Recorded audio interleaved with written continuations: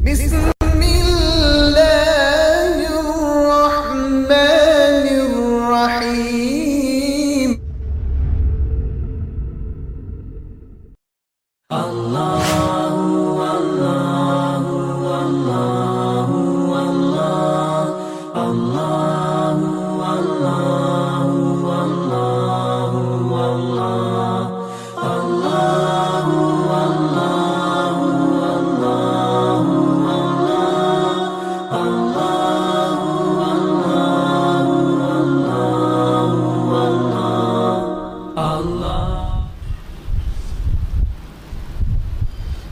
نحمده ونصلي على رسوله سيد الأولين والآخرين وعلى آله الطيبين الطاهرين وأصحابه الراشدين المهديين. أعوذ بالله من الشيطان الرجيم. بسم الله الرحمن الرحيم. كما أرسلنا فيكم رسولا منكم يتلو عليكم آياتنا ويزكيكم ويعلمكم الكتاب والحكمة ويعلمكم ما لم تكونوا تعلمون. صدق الله مولانا العظيم. جميع احباب مکرم، حاضرین محترم،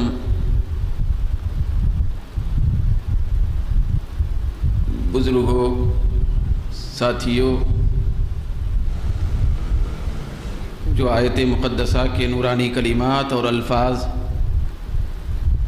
آپ جمیع احباب کے سامنے پڑھنے کی سعادت حاصل ہوئی، یہ وہ مبارک اور نورانی الفاظ ہیں کہ جن میں سے ہر لفظ ہمارے رسول امام الانبیاء تاجدار مدینہ صلی اللہ علیہ وسلم کی شان اور رفعت کا اظہار کر رہا ہے.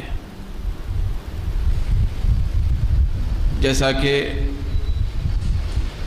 اس آیت مبارکہ سے پہلے والی جو آیت بطور دست تلاوت کی گئی تھی، اس سے قبل اور اس کے متعلقات آپ کے سامنے رکھے گئے تھے، تو اس سے پہلے والی جو آیت تھی اس کے اندر قبلے کا ذکر تھا، اور اللہ رب العزت نے کعبۃ اللہ شریف کو اپنے محبوب کا قبلہ محبوب کی مرضی سے بنانے کے بعد اس قبلے کے سلسلے میں رب قدیر نے فرمایا تھا کہ یہ قبلے کا بدل دیا جانا اور کعبے کو قبلہ بنانا یہ بہت بڑی میری نعمت ہے. جیسا کہ اللہ رب العزت کے ارشاد میں یہ کلمہ گزرا تھا، وَلِأُتِمَّ نِعْمَتِي،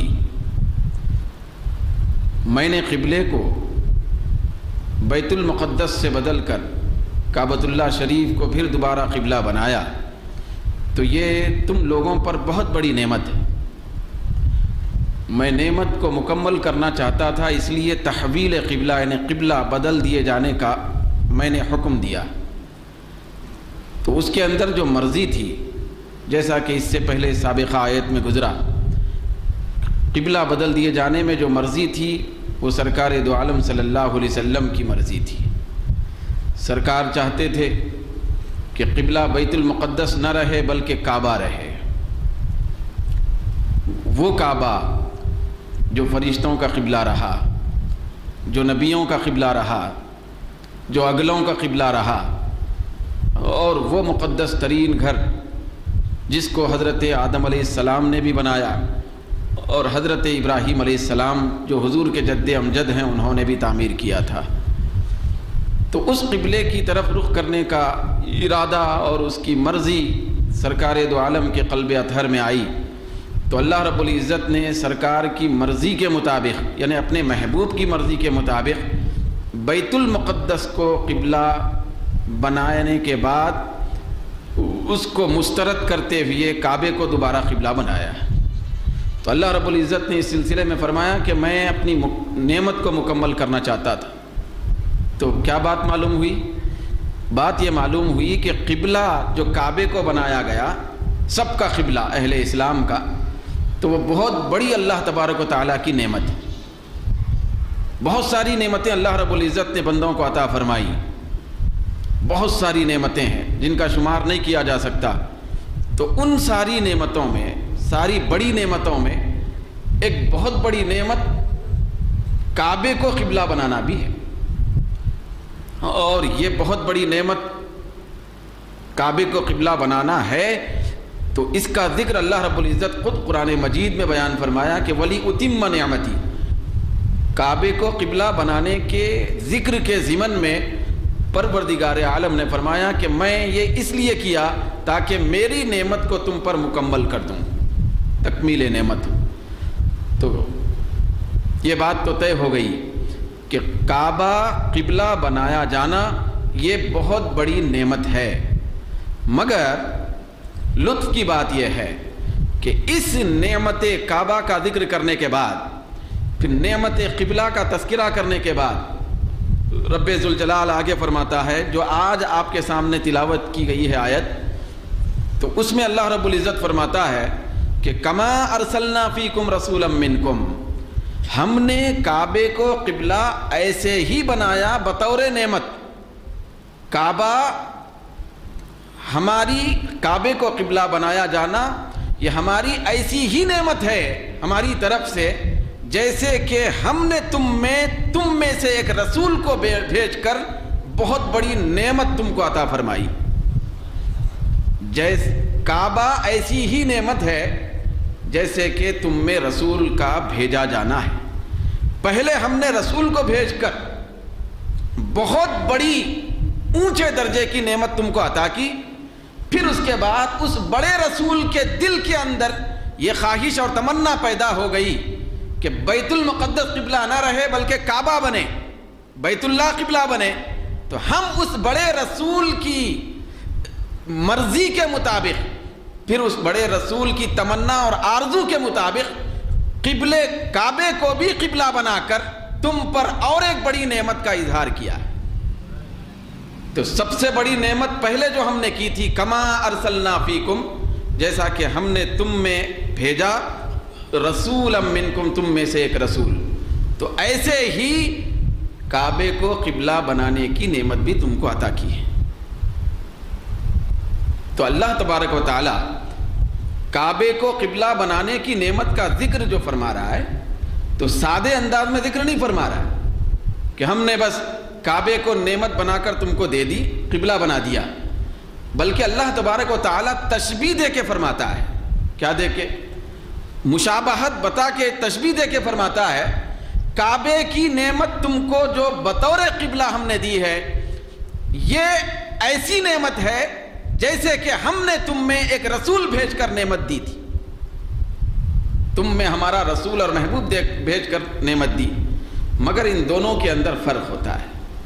یہ عربی زبان کے اندر بلاغت کا قاعدہ ہے، تو ایک کہتے ہیں مشبہ، دوسرا ہوتا ہے مشبہ بہی، جس کا مطلب یہ ہوتا ہے کہ کوئی چیز کو کسی سے تشبیہ دینے کے لیے، کسی چیز کو کسی کے جیسا قرار دینے کے لیے، کسی کے مماثل بتانے کے لیے ایک اور چیز کا انتخاب کر کے دونوں کے درمیان میں مماثلت پیدا کرنے کی کوشش کی جاتی ہے۔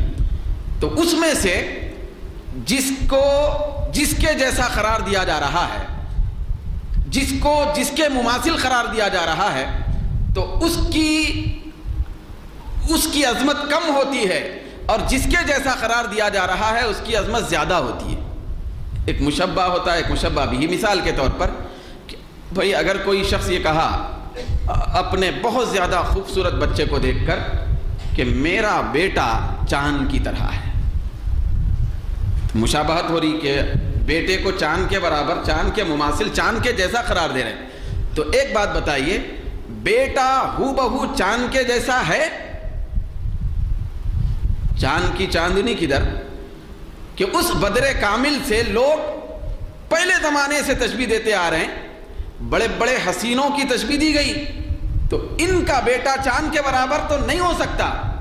ہاں البتہ بچے کے اندر کی خوبصورتی بتانے کے لیے، پھر اس کے حسن و جمال کو ظاہر کرنے کے لیے باپ بطور تشبیہ بیان کر رہا ہے کہ میرا بیٹا چاند کی طرح ہے، بہر صورت چاند بہت اعلیٰ درجے کا حسن رکھتا ہے بیٹے کے مقابلے میں۔ وہ جو خوبصورت بچہ ہے تو اس کا حسن بڑا ہوا ہے یا چاند کا؟ بولیے بھائی، کسی صورت میں چاند کا حسن بڑا ہوا ہے، تو جس کی تشبیہ جس سے دی جاتی ہے، تو جس کی تشبیہ دی جا رہی ہے وہ کم لیول کا ہوتا ہے، جس سے دی جاتی ہے وہ زیادہ لیول کا ہوتا ہے اور زیادہ عظمت کا ہوتا ہے۔ تو اللہ تبارک و تعالی کعبے کو بھی فرماتا ہے کہ میری نعمت ہے، لیکن یہ ایسی نعمت ہے جیسے میرا مصطفیٰ ہے۔ تو کعبے کو تشبیہ دے رہا ہے سرکار کی ذات سے، تو جس کے ذریعے سے تشبیہ دے رہا ہے اس کا درجہ کسی صورت میں بلاغت کے قانون کے مطابق زیادہ ہوتا ہے بنسبت اس کے درجے کے جس کے ذریعے سے جس کی تشبیہ دی جا رہی ہے۔ تو اب کعبہ بھی نعمت ہے، مصطفیٰ بھی نعمت ہے۔ کعبہ جو قبلہ بنایا گیا وہ بھی اللہ کا انعام ہے، مصطفیٰ کی ذات جو بھیجی گئی وہ بھی اللہ کا انعام ہے، لیکن دونوں انعاموں میں فرق ہے۔ کعبہ کم درجے کا انعام ہے اور مصطفیٰ زیادہ درجے کا انعام ہے، کیونکہ بچہ کم درجے کا حسن رکھنے والا ہے اور جس سے تشبیہ دی جا رہی ہے چاند وہ زیادہ حسن رکھنے والا ہے، جس سے تشبیہ دی جاتی ہے وہ ہمیشہ زیادتی والا ہوتا ہے، ہمیشہ کمال والا ہوتا ہے، ہمیشہ اکمل ہوتا ہے، ہمیشہ عظمت والا ہوتا ہے۔ اس کے مقابلے میں جس کو لے جا کے مماثل بنایا جا رہا ہے، ٹھیک اسی طریقے سے بلا تشبیہ و تمثیل اللہ رب العزت نے فرمایا پہلی آیت میں ذکر کرتے ہوئے کعبہ میری بڑی نعمت ہے، پھر فرمایا ایسی ہی بڑی نعمت ہے جیسے کہ میرا مصطفیٰ بڑی نعمت۔ تو مگر دونوں برابر ہیں۔ تشبیہ اللہ نے فرمایا، اس کو ہم آسان کر کے اس طرح تشبیہ کا اظہار کر سکتے ہیں، کعبہ مصطفیٰ کی طرح نعمت ہے۔ تو اب کعبے کو لے جا کر سرکار سے تشبیہ دے رہے ہیں، تو کس کا درجہ بڑا ہوگا دونوں میں؟ بھائی بچے کو لے جا کر چاند سے تشبیہ دے رہے ہیں تو چاند کا درجہ بڑا ہے، تو اسی طریقے سے کعبے کو اللہ رب العزت مصطفیٰ کی ذات سے اور سرکار کی نعمت سے، ذات کی نعمت سے تشبیہ دے کر فرما رہا ہے کما ارسلنا فیکم رسولا، کعبہ ایسی ہی نعمت ہے جیسے کہ ہم نے تم میں مصطفیٰ کو بھیج کر نعمت دی ہے۔ مگر سرکار کی ذات عظمت والی ہے، نعمت کعبہ بھی ہے، نعمت مصطفیٰ بھی ہے، لیکن بڑی نعمت سرکار کی ذات۔ تو اسی لیے پہلے سے لے کے آج تک پھر قیامت تک جتنے بھی لوگ سنجیدہ مزاج کے آئے اور آئیں گے تو ہر ایک نے سرکار کو صرف نعمت نہیں فرمایا، کیا نہیں فرمایا؟ نعمت نہیں فرمایا، بلکہ اللہ کے حبیب کو ہر ایک نے کہا کہ یہ نعمت نہیں، یہ نعمت عظمیٰ ہے۔ بھائی عظمیٰ کا مطلب بڑی، سرکار کو نعمت نہیں کہنا ہے، پانی بھی نعمت ہے تو اسی طرح سرکار نعمت، کعبہ بھی نعمت ہے تو اسی کے جیسا سرکار کی ذات بھی نعمت ہے، بادل بھی نعمت ہیں، ہوائیں بھی نعمت ہیں، ہماری آنکھ ناک کان بھی نعمت ہے، والدین بھی نعمت، تعلیم بھی نعمت، شفا بھی نعمت، صحت بھی نعمت، چلنے کے لیے اللہ نے پیر عطا فرمائے یہ بھی نعمت۔ تو ان نعمتوں کی طرح سرکار کی ذات نعمت نہیں، بلکہ یہ سب نعمتیں ہیں اور سرکار نعمت عظمیٰ ہے۔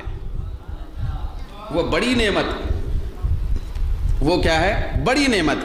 وہ کیسے؟ قرآن سے ثابت ہے، وہ بھی قرآن سے ثابت ہے کہ اللہ رب العزت نے فرمایا اسی سورہ آل عمران میں آگے کہ اللہ نے فرمایا کہ لَقَدْ مَنَّ اللَّهُ عَلَى الْمُؤْمِنِينَ إِذْ بَعَثَ فِيهِمْ رَسُولًا، یقیناً اللہ نے احسان کیا ہے ایمان والوں پر۔ کیا کیا ہے؟ احسان کیا ہے اللہ نے ایمان والوں پر، کیونکہ ان میں اپنا رسول بھیجا ہے۔ تو رسول بھیج کر اللہ نے احسان کیا ہے۔ تو پورے قرآن کو آپ پڑھیں گے تو پورے قرآن میں اللہ تبارک و تعالیٰ بے شمار نعمتوں کا ذکر فرمایا، بے شمار نعمتوں کا ذکر فرمایا، پانی کا ذکر بھی فرمایا تو اللہ نے فرمایا کہ یہ مبارک ہے، ہدایت کو بھی نعمت فرمایا، بے شمار نعمتوں کا ذکر فرمایا، لیکن ان ساری نعمتوں پر اللہ رب العزت نے قرآن میں ایک جگہ بھی احسان نہیں جتلایا۔ کیا نہیں جتلایا؟ احسان نہیں جتلایا. اگر احسان جتلایا ہے تو مصطفیٰ کی نعمت پر جتلایا ہے، سرکار کو بھیجنے پر جتلایا ہے. تو آل عمران کی آیت بتاتی ہے کہ سب سے بڑی نعمت اگر ہے تو وہ مصطفیٰ کی ذات ہے. پھر میں یہاں ایک عجیب اور لطیف بات آپ کے سامنے عرض کروں کہ یہ علامہ ابن کثیر ہیں. علامہ ابن کثیر ایک بہت بڑی علمی شخصیت ہے، بہت بڑے مفسر ہیں. تو علامہ ابن کثیر جو ہیں وہ بہت زیادہ بڑے لطف کی بات فرماتے ہیں، جیسا کہ تفسیر ابن کثیر میں موجود ہے. تو آپ حوالے کے ساتھ یاد رکھیں، ابن کثیر کی پہلی جلد ہے عربی اور صفحہ نمبر 404 ہے. تو ابن کثیر کا حوالہ میں اس لیے دے رہا ہوں، سارے مفسرین میں ہر مفسر نے یہی گفتگو کی ہے، لیکن ابن کثیر جو ہیں علامہ ابن کثیر، تو ان کا حوالہ اس لیے دیا جا رہا ہے کہ یہ وہ تفسیر ہے کہ جو عرب ممالک میں بھی دیکھی اور پڑھی جاتی ہے. تو وہ کس عقیدے کے حامل تھے، کس مزاج کے شناسا تھے، تو اس کا تصور ہمارے سامنے آ جائے. جو علمی لوگ ہوتے ہیں تو ان کی بات پھر الگ ہی ہوتی ہے. بھائی علمی لوگوں کا معاملہ تو الگ ہی ہوتا ہے. تو وہ تو مفسر ہیں بہت بڑے، تو وہ تفسیر بڑے نرالے انداز میں انہوں نے تحریر فرمائی. تو ابن کثیر پوری دنیا میں جانی پہچانی جاتی ہے. تو اور ایسے ممالک میں بھی یہ تفسیر چلتی ہے جہاں پر کوئی دوسری نہیں چلتی. دوسری تفسیر بینڈ ہے، مطلب منع ہے، لیکن ابن کثیر وہاں پہ رائج ہے. تو ابن کثیر کی جو بات ہے، علامہ ابن کثیر نے جو فرمائی، وہ میں آپ کے سامنے بیان کر رہا ہوں کہ اللہ رب العزت نے جو فرمایا کہ کعبے کو میں نے ایسی ہی نعمت بنایا، تحویل قبلہ کو میں نے ایسی ہی نعمت بنایا جیسے کہ میرا مصطفیٰ بھیج کے نعمت عطا کی تھی. تو سرکار کی عظمت کے اعتبار سے بیان فرماتے ہیں وہ کون؟ ابن کثیر، کہ سرکار سب سے بڑی نعمت کیسے ہیں. تو آپ فرماتے ہیں ان کا لب لباب یہ ہے کہ کعبہ اس وقت بھی کعبہ تھا جس وقت ابھی سرکار نہیں آئے تھے.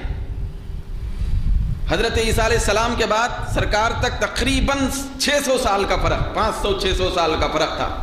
تو فترت کا زمانہ کہلایا جاتا ہے. تو اس وقت بھی کعبہ تھا یا نہیں تھا؟ کعبہ تھا لیکن پجاری ہی تھے لوگ.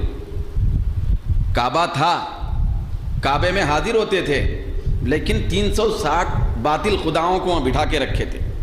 تو کعبہ تھا لیکن ہدایت کی نعمت نہیں ملی. مصطفیٰ جیسے ہی آ گئے لوگوں کو ہدایت مل گئی. تو وہ کہتے ہیں کہ سرکار آگے جو قرآن میں آیا کہ کما ارسلنا فیکم رسولا منکم، تم میں ہم نے رسول بھیج کر ایک بہت بڑا احسان کیا، اور رسول ہم نے بھیجا ایک بہت بڑی نعمت ہے. تو وہ رسول کا مشن کیا ہے، رسول کی خصوصیت کیا ہے؟ تو قرآن میں آگے اللہ نے فرمایا کہ وہ رسول ایسی شان کے حامل ہیں کہ یتلو علیکم آیاتنا، یہ وہ رسول ہیں جو تم پر ہماری آیتیں تلاوت کرتے ہیں. یہ ذرا تھوڑا سا غور کر کے برداشت کر کے سننے کی بات ہے، مطلب ایک کوئی جذباتی بات نہیں ہے. تو ایسا نہیں ہے کہ بس وہ بات جس کے اوپر ہم تھوڑا سبحان اللہ کہنے کے موقف میں آ جائیں تو بس وہ ذرا دلچسپی سے سنیں، یا جو ہے نا اگر بات ذرا روکھی روکھی دکھ رہی تو اس کو زیادہ ہمارے کان مائل نہیں ہوتے کہ سننے کی طرف. ارے بھائی ذرا تھوڑا روکھا روکھا مضمون دکھ رہا ہے. تو لیکن وہ مضمون ہمارے اعتبار سے روکھا ہے، پروردگار عالم کی بارگاہ میں وہی مضمون بہت بڑا قابل قبول ہو جاتا ہے. تو ایسے مضامین بھی ہیں. تو یہ اللہ رب العزت نے فرمایا ہم نے رسول کو تم میں بھیجا ہے. تو اس رسول کا کام کیا ہے، اس کی عظمت کیا ہے؟ تو عظمت یہ ہے کہ وہ یتلو علیکم آیاتنا، وہ تم پر ہماری آیتیں تلاوت کرتے ہیں. پہلی صفت، بھیجے جانے والے رسول بہت بڑی نعمت ہیں. کیوں نعمت ہے؟ کیسے نعمت ہے؟ کیسی شان ہے؟ کیسی خصوصیت ہے؟ کیسا کمال ہے؟ تو اللہ رب العزت خود تعارف کراتے ہوئے فرماتا ہے کہ وہ ہماری آیتوں کی تلاوت کرتے ہیں. تو یہ تلاوت کرتے ہیں کا جو لفظ ہے، ہمارے ذہن میں اچانک آتا ہے کہ ہم کسی شعبہ حفظ کی جماعت میں جائیں مدرسے میں، تو وہاں پہ بچے بھی تلاوت کرتے ہیں، مسجد میں ہم بھی تلاوت کرتے ہیں، بھائی رمضان میں مسجدیں تلاوت سے بھری ہوئی رہتی ہیں، تلاوت تو سب کرتے ہیں، لہذا یہ کوئی خاص شان تو معلوم نہیں ہو رہی کہ وہ رسول تم پر ہماری آیتوں کو تلاوت کرتے ہیں۔ لیکن یاد رکھیں، ہم جو تلاوت کرتے ہیں، بڑے بڑے حفاظ تلاوت کرتے ہیں، بڑے بڑے حاملین قرآن تلاوت کرتے ہیں، بڑے بڑے مجودین تلاوت کرتے ہیں، بڑی بڑی اچھی آواز والے تلاوت کرتے ہیں، یہ سارے لوگوں کی تلاوتیں یہ سرکار کی تلاوت کے صدقے میں جاری ہوئی ہیں۔ اگر مصطفیٰ تلاوت نہ کرتے تو کسی کی زبان پر کبھی کوئی آیت تلاوت کرنے والی نہ ہوتی، کوئی تلاوت ہی نہیں کر سکتے تھے۔ تو سرکار کی زبان نے آیتوں کی تلاوت کر کے تلاوت کو آسان بنایا، تلاوت کو آسان بنایا۔ تو حضور کی تلاوت یہ امت کی تلاوت کو آسان بنانے کے لیے ہے، آسان بنانے کے لیے ہے۔ تو قرآن کی تلاوت کرتے ہیں، پھر اس کے بعد اللہ رب العزت نے فرمایا ایک تو تلاوت کرتے ہیں، دوسری شان یہ ہے کہ والحکمت ویزکیکم، دوسری شان یہ ہے کہ ویزکیکم، اور وہ تم کو پاک صاف کر دیتے ہیں۔ پہلی شان کیا ہے؟ تلاوت کرتے ہیں۔ دوسری شان یہ ہے کہ تم سب لوگوں کو پاک صاف کرتے ہیں، تمہارا تزکیہ کرتے ہیں۔ تو یہاں پر یہ ابن کثیر فرماتے ہیں، یہ جو میں جملہ آپ کے سامنے پڑھا کلمہ، اس ابن کثیر کے جملوں کو سمجھانے کے لیے کہ اللہ کے حبیب کے بارے میں اللہ رب العزت نے جو تعارف فرمایا، بیان فرمایا کہ یہ میرا نبی وہ ہے، وہ بڑی نعمت ہے۔ ایک تو یہ کہ پہلے نمبر پر یہ تلاوت کرتا ہے، دوسرے نمبر پر تم سب کا تزکیہ کرتا ہے، تم کو طہارت عطا کرتا ہے، تم کو پاکیزگی عطا کرتا ہے، تمہاری خباثتوں کو نکالتا ہے اور تمہارے اندر اچھائیوں کو بھر دیتا ہے۔ یہ اس نبی کی شان ہے۔ تو یہاں پہ ابن کثیر کہتے ہیں ذرا دیکھو کہ مصطفیٰ نے لوگوں کو کیسے پاک کر دیا۔ لوگ کیسی گندگی میں تھے؟ گندگی کا لفظ سنتے ہمارے اندر وہ عام گندگیاں آتے، وہ کم درجے کی گندگیاں ہیں۔ مثال کے طور پر پیشاب ہے، کم درجے کی گندگی ہے۔ ان گندگیوں کے مقابلے میں جو اخلاقی گندگیاں ہیں، جو دل کی گندگیاں ہیں، جو فسق و فجور کی گندگیاں ہیں، جو جاہلیت کی گندگیاں ہیں، اور جو انتہائی ہر دھرمی کی گندگیاں ہیں، تو یہ جو رذائل ہیں، رذائل کا مطلب بد اخلاقیاں، بری طبیعتیں، خباثتیں، اور ایک سے ایک غلط سوچ، غلط عقائد، غلط نظریات، غلط اعمال، یہ سارے کے سارے اخلاق رذیلہ ہے، انہیں برے اخلاق سمجھے جاتے ہیں۔ تو ان برے اخلاق میں لوگ ایک دو سال سے نہیں، سینکڑوں سال سے ملوث تھے۔ کتنے سال سے؟ سینکڑوں سال سے ملوث تھے۔ اگر ٹوٹل کر کے دیکھیں، اگر حضرت عیسیٰ علیہ السلام کے زمانے کے بعد سے ہی لگائیں تو عیسیٰ علیہ السلام کے زمانے کے بعد سے لے کر سرکار تک تقریباً 500 چلر، یعنی تقریباً 600 سال تک لوگ جاہلیت کی خباثت میں تھے اور بے علمی کی خباثت میں تھے، برے اخلاق اپنی انتہا کو پہنچ گئے تھے، اچھے برے کی ذرہ برابر تمیز نہیں تھی، اور باپ اپنی بیٹی کو زندہ دفن کر کے اس پہ فخر محسوس کرتا تھا، چھوٹے بڑے کا کوئی مقام نہیں تھا، اور شراب عام تھی، شراب پینے کو ہی سب سے اچھا انسان سمجھنا یہ اس معاشرے کی دین تھی۔ تو ابن کثیر کہتے ہیں یہ سارے برے اخلاق جو دلوں کے تھے، جو تصورات کے تھے، جو عقائد کے تھے، جو اعتقادات کے تھے، جو نظریات کے تھے، جو اعمال کے تھے، عمل کے برے اخلاق کا عالم یہ ہے اللہ نے جس گھر کو کعبے کی صورت میں اپنا قبلہ بنا کر لوگوں کے آ کر عبادت کرنے کا مقام بنایا تھا، اس کعبے کو اپنے عملی اعتبار سے اس جاہل قوم نے 360 خداؤں کا مرکز بنایا تھا۔ اس میں ننگے آ کر ان 360 خداؤں کی پوجا کرتے تھے۔ اتنی زیادہ پستی میں گئی ہوئی قوم تھی اور بے سمجھی کی انتہا یہ تھی۔ آپ اس معاشرے کو تصور میں لا کے سوچیں کہ کیسا باپ تھا ہوگا کیسا بڑا بھائی تھا ہوگا جو اپنے بھائی کا خون کرتے ہوئے فخر محسوس کرتا تھا، بچی کو زندہ دفن کرتے ہوئے فخر محسوس کرتا تھا۔ رذائل کی انتہا تھی، بدتمیزی کی انتہا تھی، جاہلیت کی انتہا تھی۔ ابن کثیر کہتے ہیں مصطفیٰ جب آ گئے تو مصطفیٰ کے قدموں کی برکت سے ساری خرابیاں اچھائیوں میں بدل گئیں۔ پھر یہ برکت کا لفظ ہے، آپ یاد رکھیں، ابن کثیر کھول کے دیکھیں گے تو برکت کا لفظ ہے۔ تو آپ نے فرمایا ہے نقل کرتے ہوئے کہ فَكَانُوا فِي الْجَاهِلِيَّةِ الْجَهْلَا، یہ کہتے ہیں ابن کثیر کہ ذرا دیکھو اس زمانے میں لوگ کیسے تھے۔ فِي الْجَاهِلِيَّةِ الْجَهْلَا، جب کسی بات کو ریپیٹ کر کے لگا کے بولا جاتا ہے نا، انتہائی بہت زیادہ اس کی زیادتی بتانے کے لیے بولا جاتا ہے، ایسے ہی بولا جاتا ہے۔ جیسے مثال کے طور پہ میں آؤں گا، کیا مطلب؟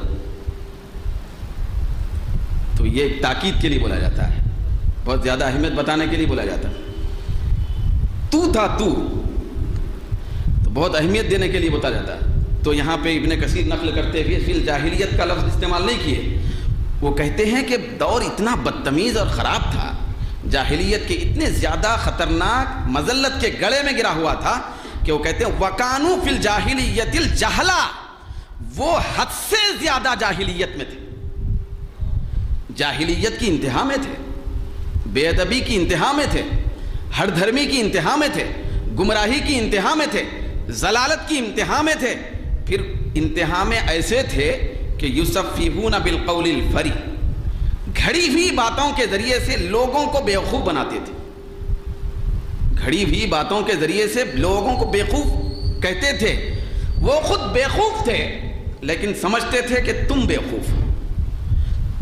اور بیوقوفی کی سب سے آخری انتہا یہی ہے کہ آدمی جاہل ہو اور اس کو پتہ رہے کہ میں جاہل ہوں تو یہ پھر بھی غنیمت ہے، یہ اتنی زیادہ جہالت نہیں ہے۔ کہ آدمی ناواقف ہو اور پتہ ہو کہ ناواقف ہوں تو یہ کم درجے کی جہالت، سدھرنے کی امید ہے، علم کی روشنی میں آنے کی توقع کی جا سکتی ہے۔ لیکن آدمی ایسا ہو جاہل ہے لیکن سمجھتا یہ ہے کہ میں عالم ہوں، باقی پورے جاہل، تو یہ سب سے زیادہ جہالت۔ تو ابن کثیر کے الفاظ ہیں، وہ کہتے ہیں کہ اتنی زیادہ خطرناک جہالت میں وہ قوم تھی کہ یُصَفِّحُونَ بِالْقَوْلِ الْفَرِی، وہ گھڑی ہوئی بات کے ذریعے سے دوسروں کو بیوقوف سمجھتے تھے، دوسروں کو جاہل سمجھتے تھے۔ پھر اس کے بعد اب یہاں لطف کا جملہ ہے ابن کثیر کا کہ وہ برکت کو بھی مانتے تھے۔ کون؟ ابن کثیر، یہ برکت کو بھی مانتے تھے، مبارک کو بھی مانتے تھے۔ تو وہ کہتے ہیں کہ اتنی زیادہ خطرناک گمراہی میں پڑی ہوئی جب قوم تھی تو جب سرکار تشریف لائے تو کیا ہوا؟ آنے واحد میں وہ کہتے ہیں فَانْتَقَلُوا بِبَرَكَةِ رِسَالَتِهِ، تو وہ قوم جو حد سے زیادہ گمراہی کی پستی میں تھی وہ سرکار کی رسالت کی برکت سے منتقل ہو گئی ولایت کی حالت میں۔ کس میں منتقل ہو گئی؟ تھی کون سی حالت میں؟ جہالت کی حالت میں، سرکار کی رسالت کی برکت سے ولایت کی حالت میں آ گئی، ولایت کی حالت میں آ گئی۔ تو کہتے ہیں وَيُمْنِ سَفَارَتِهِ، پھر سرکار کی رسالت اور نبوت کے فیض اور اس کی برکت سے وہ لوگ منتقل ہو گئے اچانک، کدھر؟ اِلَى حَالِ الْأَوْلِيَاء، اولیاء کی حالت میں۔ کدھر منتقل ہو گئے؟ اولیاء کی حالت میں۔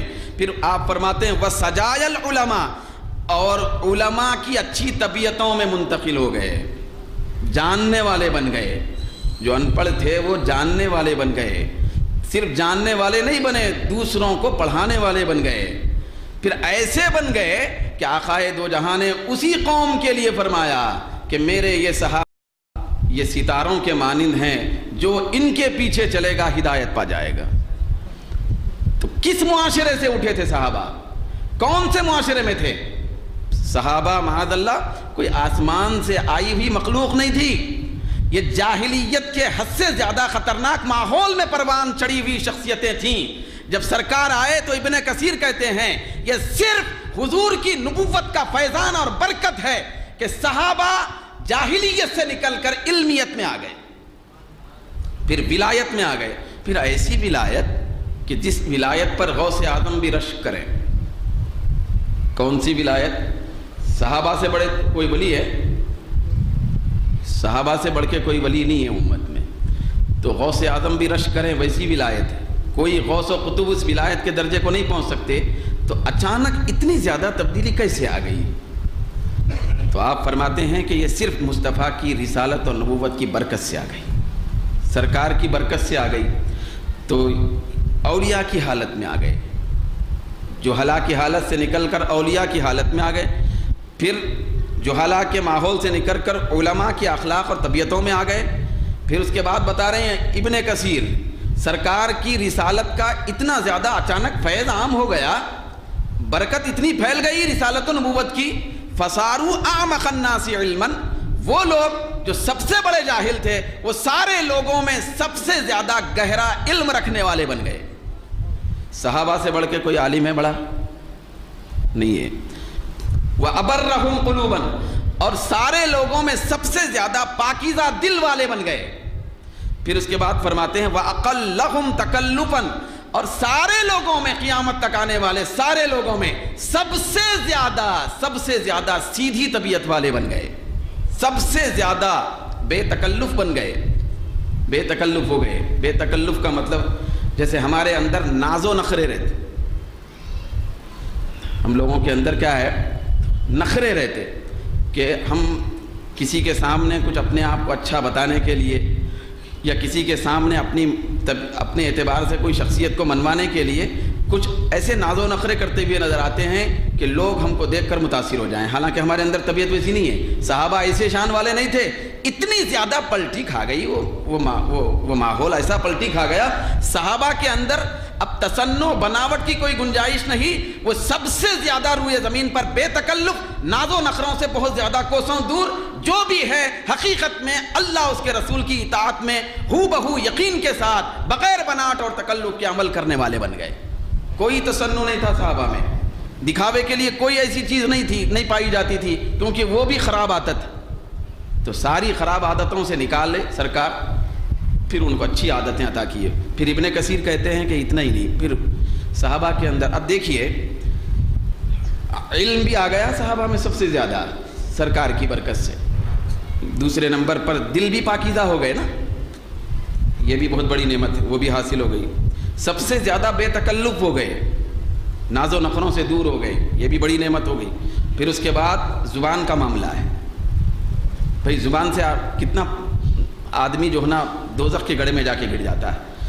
تو حضرت ابن کثیر کہتے ہیں کہ وَأَصْدَقَهُمْ لَهْجَةً، وہ قوم جو اپنے باپ سے گفتگو کرنے کا سلیقہ اور ڈھنگ نہیں جانتی تھی، وہ قوم جو اپنے والد سے کس لہجے میں بات کیا جائے اس کا ڈھنگ نہیں جانتی تھی، بلکہ والد کو قتل کرنے پر فخر محسوس کرتی تھی، بات کرنے کا ڈھنگ نہیں جانتی تھی، اتنی جاہل قوم تھی. تو کیسی ہو گئی؟ وَأَصْدَقَهُمْ لَهْجَةً، روئے زمین پر سب سے زیادہ اچھے لہجے والی بن گئی، سب سے زیادہ سچے اور اچھے صاف ستھرے لہجے والی بن گئی وہ قوم. صحابہ سے زیادہ اچھے لہجے والا کوئی بھی نہیں ہو سکتا، کوئی بھی نہیں ہو سکتا. تو اتنے پورے تبدیلیاں جو آئیں تو ابن کثیر کہتے ہیں یہ سرکار کے تزکیے سے آئیں، کیونکہ ان کو سرکار نے صاف کیا تھا، پاکیزہ کر دیا تھا، ساری خبیث عادتوں کو نکال کر نورانی عادتوں سے بھر دیا تھا. پھر اس کے بعد ابن کثیر خود یہ آیت نقل فرمائے لقد من اللہ، اللہ نے احسان کیا ہے، یہ احسان جتایا ہے اللہ رب العزت قرآن مجید میں مومنین پر کہ ان میں رسول بھیجا ہے. سرکار سب سے بڑی نعمت. ابن کثیر تسلیم کرنے آگے. پھر وہ کہتے ہیں کون؟ ابن کثیر کہ وَذَمَّ مَن لَّمْ يَعْرِفْ قَدْرَ هَٰذِهِ النِّعْمَةِ، وہ کہتے ہیں ببانگ دہل، جو بھی آدمی اس بڑی نعمت کی قدر نہیں جانتا، پروردگار عالم ایسے ناقدروں کی قرآن مجید میں مذمت بیان فرمایا ہے. کعبے کی قدر نہیں کرنے والے کی مذمت نہیں آئی تو اچھا عمل نہیں ہے، وہ بہت بڑا برا عمل ہے، جہنم واصل ہو جاتا ہے. کعبے کی قدر نہ کرنے والے لوگ وہ بھی بڑے بدتمیز ہیں، لیکن اللہ رب العزت نے قرآن مجید میں ان کی مذمت نہیں فرمایا کہ میرے کعبے کی بے عزتی یہ کر رہے ہیں، لیکن مصطفیٰ کی جو نعمت ہے ذات کی، مصطفیٰ کی رسالت اور نبوت کی جو نعمت ہے، اس کی ناقدری کرنے والوں کی مذمت اللہ تعالیٰ قرآن میں بیان فرمایا، اور یہ آیت کوٹ کرتے ہوئے ابن کثیر اس پہ برملا فیصلہ سنا رہے ہیں۔ وہ کہتے ہیں کہ قرآن میں اللہ رب العزت نے فرمایا کہ الم تر الی الذین بدلوا نعمت اللہ کفرا واحلوا قومهم دار البوار، کہ اللہ رب العزت نے فرمایا جب بہت سارے لوگ سرکار کی عظمت کے قائل ہو گئے، پھر حضور پہ ایمان لائے، کچھ ایسے ناقدرے بھی ہوئے، اتنی بڑی نعمت کو، وہی کعبے کو ماننے والے، وہی کعبے کے اطراف طواف کرنے والے۔ ابو جہل کعبے کے اطراف طواف کرتا تھا، کعبے میں جاتا تھا، ابو لہب جاتا تھا، عتبہ شیبہ جاتا تھا، کفار مکہ حاضری دیتے تھے اور مشرکین مکہ وہاں پر طواف کیا کرتے تھے۔ وہی کعبے کی نعمت کے اعتبار سے طواف کرنے والے جو لوگ تھے، وہ جب مصطفیٰ کی آمد پر نعمت کی قدر نہیں کیے، اللہ رب العزت نے فرمایا ذرا دیکھو ان لوگوں کو کہ جن لوگوں نے کفر کی حالت میں اللہ کی نعمت کو بدل دیا اور اس کی ناقدری کیے، اور وہ لوگ ہلاکت کے گھر میں لوگوں کو داخل کر دیے، خود بھی ہلاکت کے گھر میں جہنم میں چلے گئے اور لوگوں کو بھی تباہی کا مقام بتا دیے۔ تو اللہ اب ابن کثیر کہتے ہیں کہ یہاں پہ اللہ رب العزت نے جو فرمایا کہ یہ بدبخت لوگ ہیں، دوزخی ہیں، جو اللہ کی نعمت کو بدل دیے، ناقدری کیے، اس سے مراد یہ نعمت ذات مصطفیٰ ہے، یہ حضور کی ذات کی نعمت ہے، تو اس کو بدل دیے۔ کیسے بدلے؟ کعبے کو مانتا تھا ابو جہل کہ اللہ کا گھر ہے، پہلے زمانے سے ہی، اس جاہلیت کے زمانے میں وہ لوگ تو سمجھتے تھے کہ ہم لوگ یہ کعبے کے مجاور ہیں، یہ کعبے کی حفاظت کرنے والے لوگ ہیں۔ پھر ان کو ناز بھی تھا کہ ہمارے مکے میں کعبہ ہے، ہم جہاں پیدا ہوئے کعبہ اللہ کا گھر ہے، تسلیم کرتے تھے، کعبے کو بطور نعمت اپنے اعتبار سے مانتے تھے۔ لیکن مصطفیٰ جب آئے تو اللہ کی ذات، رسول کی ذات کو بطور نعمت انہوں نے تسلیم نہیں کیا، تو اللہ نے فرمایا کعبے کو مان کر بھی دوزخ میں جانے والے۔ تو اس سے پتہ چلا، قرآن سے ثابت ہوتا ہے، کوئی بھی قوم ہو، کوئی بھی آدمی ہو، کعبے کو تو مانتا ہو لیکن حضور کو نہ مانتا ہو، کعبے کی تو قدر کرتا ہو، حضور کا مرتبہ نہ جانتا ہو، کعبے کی معرفت رکھتا ہو، حضور کی پہچان نہ رکھتا ہو، تو ایسا آدمی کعبے کی قدر کرنے کے باوجود دوزخ میں جانے والا ہے۔ یہ قرآن میں آیا ہے کہ انہوں نے بدل دیا اللہ کی نعمت کو، یعنی سرکار کی ذات کو، کی نعمت کو، جیسی قدر کرنی چاہیے تھی ویسی نہیں کیے، تو احلوا قومهم دار البوار، تو ہلاکت کے گڑھے یعنی دوزخ میں۔ ابن کثیر نے وہی فرمایا کہ جہنم میں یہ لوگوں کو داخل کر دیے گمراہ کر۔ تو سرکار کی جو صفت تھی تزکیہ کرنا، ایک بہت بڑا کارنامہ ہے۔ تو یہاں یہ بات ہم ذہن میں رکھنا ہے کہ صرف تلاوت کرنے سے بندے کو پروردگار عالم کی قربت نصیب نہیں ہوتی، تلاوت کرنا ہی سب سے بڑی کامیابی نہیں ہے، مراحل ہیں، مراحل۔ سرکار نے پورے صفات اور خصوصیات جو اپنے ساتھ لائے، تو اس کے اعتبار سے جب کوئی قوم اس کے پیچھے ہو جاتی ہے تابع بن کر، تو وہ کامیابی کے ساتھ جنت کے راستے پہ چل پڑتی ہے۔ سب سے پہلے ہے تلاوت آیات کرنا، دوسرا ہے تزکیہ کی طرف دھیان دینا، دل اور برے اخلاق، برے کردار، برے اعمال کو اچھے بنانا، اس کی طرف دھیان دینا، یہ تزکیہ ہے۔ اسی سے آدمی جنت کے راستے پہ چل پڑتا ہے۔ اگر کوئی آدمی صرف تلاوت کرتے بیٹھ رہا قرآن لے کے، تو اس کو کامیابی اس ایک وصف سے نہیں ملنے والی، یہ بھی وصف ہونا ہے، دوسرے نمبر پر اس سے آگے تزکیہ ہونا ہے۔ جب دل صاف ہوگا، بری عادتیں نکل جائیں گی۔ تو ابھی تلاوت میں تھا، صرف تلاوت میں تھا، جب تزکیہ ہوا تو آگے فرماتا ہے وَيُعَلِّمُكُمْ، وہ تعلیم میں آ جاتا ہے۔ تزکیے کے بعد تعلیم نصیب ہو جاتی ہے، وہ بڑا مرتبہ ہے۔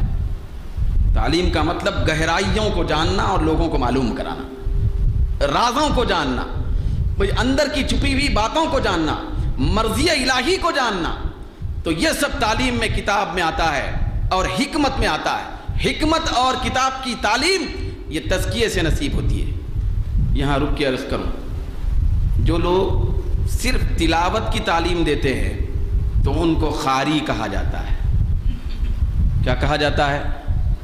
قاری کہا جاتا ہے۔ جو تعلیم کتاب کا درس دیتے ہیں تو ان کو عالم کہا جاتا ہے، اور جو لوگ تزکیہ کرتے ہیں، بری عادتوں کو نکال کر اچھی عادتوں کو پیدا کرتے ہیں، تو ایسے لوگوں کو ولی اور صوفی کہا جاتا ہے، ان کو ولی اور صوفی کہا جاتا ہے۔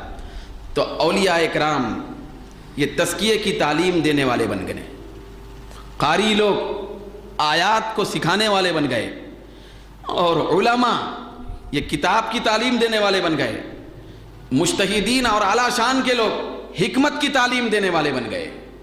تو جب وہ بن گئے تو آگے اللہ رب العزت نے فرمایا کہ یہ سب تعلیم ہو گئی، وَيُعَلِّمُكُم مَّا لَمْ تَكُونُوا تَعْلَمُونَ۔ آگے اللہ رب العزت نے فرمایا کہ کہیں کوئی آدمی کتاب کی تعلیم بھی حاصل کر لیا، حکمت کی تعلیم بھی حاصل کر لیا، آیتوں کی تلاوت کی تعلیم بھی حاصل کر لیا، تزکیے کا فن بھی آ گیا، تو کہیں وہ رسول کو اپنے جیسا نہ سمجھے۔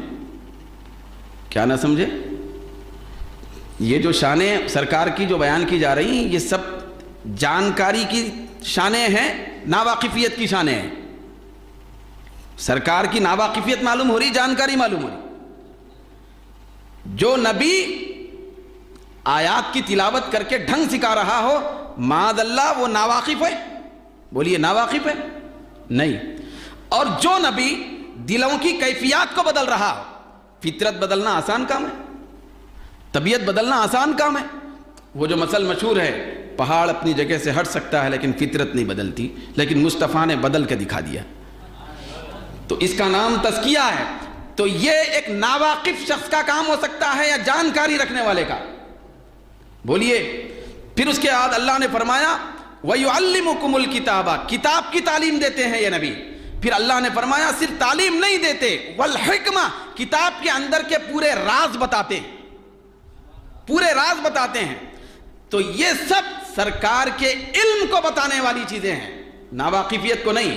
لیکن آج کچھ لوگ ہیں کہ وہ لوگ سرکار کی طرف نسبت کرتے ہوئے بے ادبی کا لفظ منسوب کرتے ہیں کہ ہمارے نبی یہ امی ہیں، تو امی کا ترجمہ وہ کرتے ہیں نعوذ باللہ ثم نعوذ باللہ۔ کیا کرتے ہیں؟ امی کے معنی ہے ان پڑھ۔ سرکار کی طرف ایسی نسبت کر رہے لوگ کہ ان پڑھ کے معنی کر رہے۔ تو آپ بتائیے کہ جو خدا تعارف کراتے ہوئے نبی کے بارے میں فرماتا ہے میرا نبی یہ ایسی شان کا مالک ہے کہ آیتیں بھی تلاوت کرتا ہے، دلوں کو بھی بدل دیتا ہے، اور خباثتوں کو دور کرتا ہے، کتاب کی تعلیم بھی دیتا ہے، حکمت کی تعلیم بھی دیتا ہے، تو معاذ اللہ ثم معاذ اللہ ایسا نبی ناواقف اور ان پڑھ ہو سکتا ہے؟ نہیں ہو سکتا۔ جو لوگ ان پڑھ کی نسبت کر کے بے ادبی کا شکار ہو کر جہنم خرید رہے ہیں، ان لوگوں کو ہوش کے ناخن لینا چاہیے کہ جس نبی کی پوری شانیں اس آیت کے اندر تعلیم کے اعتبار سے بیان کی گئیں، تو اس نبی کے علم اور فضل کا عالم کیا ہوگا؟ تو کتاب کی تعلیم دینے والا نبی ہے، حکمت کی تعلیم دینے والا نبی ہے۔ اب یہاں آگے کا جملہ ہے قابل غور ہے۔ چلو بھائی ٹھیک ہے، ہم بھی مدرسے میں پڑھ لیے، بہت بڑی بڑی کتابیں پڑھ لیے، تو ہم کو بھی تعلیم کتاب بھی آ گئی، حکمت کی باتیں بھی آ گئے، لوگوں کو سدھارنے کا بھی کام کر لیے، تو تزکیہ بھی آ گیا، تو معاذ اللہ نبی کے برابر ہو گئے۔ کیونکہ جو کام نبی کر رہے وہ پورے کام ہم بھی کرنے لگے۔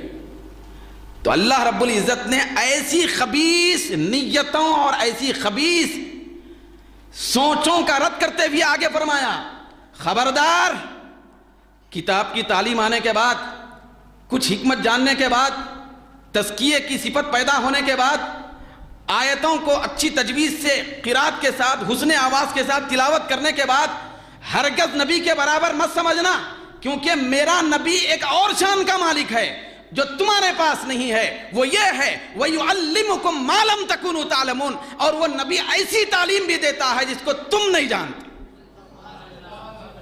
یہ قرآن میں شہادت ہو رہی ہے، اس نبی کے پاس ایک ایسا علم بھی ہے جو تم نہیں جانتے۔ قیامت تک اگر سر پھوڑیں گے تو نہیں جانیں گے، مریخ تک پہنچیں گے تو نہیں جانیں گے، چاند کی بلندیوں میں پہنچیں گے تو نہیں جانیں گے، زمین کی پستیوں میں بھی جائیں گے تو نہیں جانیں گے، سمندر کی اندر سطح میں بھی جائیں گے، غوطہ زن ہوں گے تو نہیں جانیں گے۔ تم کو علم ہو ہی نہیں سکتا، اگر وہ علم ہے تو صرف میرے نبی کے پاس۔ وہ صرف میرا نبی جانتا ہے۔ کیوں؟ اس لیے کہ میں نے وہ علم صرف میرے نبی کو بتایا ہے، کسی کو نہیں بتایا، کسی کو نہیں بتایا ہے۔ یقیناً سائنس ترقی کر لے، سائنس ترقی کر لے، فضاؤں میں جا سکتی ہے، سائنس ترقی کر لے چاند پہ پلاٹنگ بھی کر سکتی ہے، سائنس ترقی کر لے تو سورج کی کرنوں کو قبض میں لے سکتی ہے، سائنس ترقی کر لے تو بجلی تیار کر سکتی ہے، سائنس ترقی کر لے تو سمندر کی گہرائیوں میں جا کر وہاں کی پوری مخلوق کو ٹٹول سکتی ہے، سائنس ترقی کر لے مشرق میں رہ کر مغرب میں بھی آدمی فون کے ذریعے سے بات کر سکتا ہے، ہواؤں میں جہاز کے ذریعے سے اڑ سکتا ہے، لیکن جتنی ترقی ہوگی آئندہ قیامت تک وہ ساری ترقیاں ایک طرف، یہ صرف تمہاری ترقی ہے، تمہارے دائرے علم میں ہے۔ میرا نبی وہ علم جانتا ہے جو تم سب لوگوں کے دائرے علم میں نہیں ہے، وہ الگ علم ہے۔ وَيُعَلِّمُكُمْ مَا لَمْ تَكُونُوا تَعْلَمُونَ، جو تم نہیں جانتے وہ جانتا ہے۔ تو ایسے نبی کو امی کہنا کتنی بڑی بے ادبی ہے، کتنا بڑا ظلم ہے، کتنی بڑی ناانصافی ہے۔ ہاں، ہمارے نبی ایسے پڑھے ہوئے ہیں کہ یہ کسی مدرسے سے فارغ نہیں، کسی جامعہ سے، یونیورسٹی سے فارغ نہیں، یہ بھی ایک یونیورسٹی سے فارغ ہیں۔ اس یونیورسٹی کا نام جامعۃ اللہ ہے، وہ اللہ کی یونیورسٹی ہے کہ اللہ فرماتا ہے کہ یہ نبی ایسا ہے جس کو ہم نے سکھایا ہے، دنیا میں کسی نے نہیں سکھایا ہے۔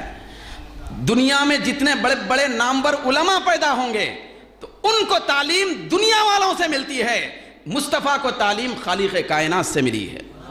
پھر یہ بھی قرآن سے ثابت ہے، اللہ نے فرمایا، اللہ رب العزت کا ارشاد ہوتا ہے وَعَلَّمَكَ مَا لَمْ تَكُنْ تَعْلَمْ، اے مصطفیٰ تمہارے رب نے تم کو وہ سکھایا ہے جو تم نہیں جانتے تھے، سب کچھ رب نے سکھایا ہے۔ پھر آگے 30ویں پارے میں اللہ نے فرمایا سَنُقْرِئُكَ فَلَا تَنْسَىٰ، اے مصطفیٰ ہم آپ کو ایسا پڑھائیں گے کہ تم کبھی نہیں بھولیں گے۔ تو سرکار کا استاذ کون ہے؟ صرف خدا ہے۔ تو آیت میں کیا بیان کیا گیا کہ یہ نبی تم کو سکھاتے ہیں۔ نبی کو کون سکھایا؟ خدا نے سکھایا۔ تو نبی کا استاذ خدا، کائنات کا استاذ نبی، سارے لوگوں کا، مخلوق کا استاذ مصطفیٰ، اور مصطفیٰ کا استاذ خدا۔ تو صرف خدا سے نبی نے پڑھا ہے۔ تو اتنی بڑی تعلیم کی شان رکھنے والے نبی ہیں کہ جو دنیا والوں کو نہیں معلوم وہ سب معلوم۔ ذرا دنیا میں سوچو کہ تعلیم اور علم، عین لام میم علم، یہ کیسے معلوم ہوا دنیا میں؟ کس کے ذریعے سے معلوم ہوا؟ دنیا کہاں جانتی تھی کہ علم بھی ایک چیز ہے؟ کہاں جانتی تھی دنیا؟ علم ایک چیز ہے، کہاں جانتی تھی؟ یہ علم ہے اور علم کا نور ہے، یہ مصطفیٰ نے آنے کے بعد بتایا ہے۔ جب سرکار آئے تو علم پھیلا، علم پھیلا تو جس ذات سے ساری کائنات میں علم تقسیم ہوا تو اس کے بارے میں یہ کہنا کہ وہ نہیں جانتا، بہت بڑی بدتمیزی، بے ادبی ہے۔ بخاری شریف میں حدیث آتی ہے، علم کے تحت میں، بخاری شریف میں آتا ہے، اگرچہ حدیث کے الفاظ عام ہیں لیکن علم کے تحت میں اس کو ذکر کیا گیا۔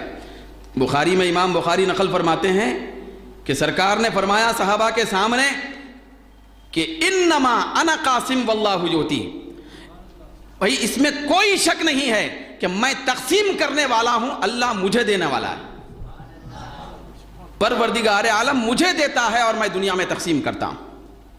تو اللہ سرکار کو علم دیتا ہے اور علم سرکار دنیا میں تقسیم کرتے ہیں، جس کو علم ملتا ہے حضور سے ملتا ہے۔ تو یہ بہت بڑی عظمت علم رکھنے والی ذات ہے ہمارے نبی کی کہ ان کی طرح علم کسی کو نہیں دیا گیا۔ سب سے زیادہ جاننے والا اللہ ہے، پھر اس کے بعد اللہ کے بعد سب سے زیادہ علم رکھنے والی اگر کوئی شخصیت ہے تو وہ مصطفیٰ کی ذات ہے۔ تو اللہ تبارک و تعالیٰ سے دعا ہے کہ پروردگار عالم ہم سب کو سرکار دو عالم صلی اللہ علیہ وسلم کے برکت علم سے علم کی خیرات حاصل کرنے کی توفیق عطا فرمائے۔ وآخر دعوانا الحمدللہ رب العالمین۔